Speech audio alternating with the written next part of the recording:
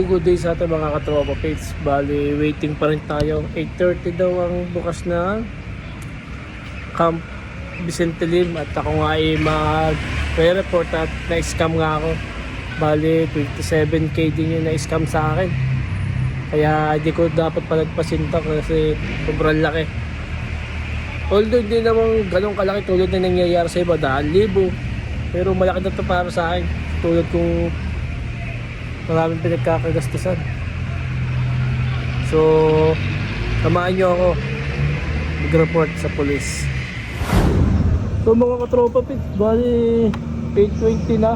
Kaya mag-uutay-utay na tayo papunta sa Santa Camp Vicente Lim. So, tamaan nyo ako ha. Lapit na nga tayo mga katropa pits ng Vicente Lim. Pag Vicente Lim pala, lapit na tayo. So,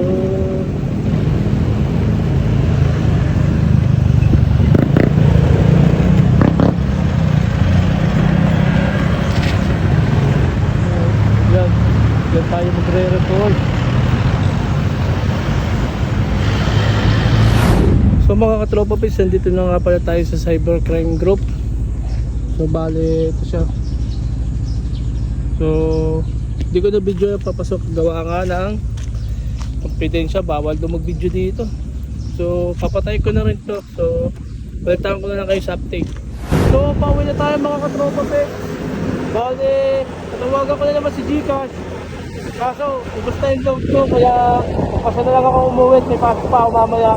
So, bale, hanggang dito na lang, bye and peace out.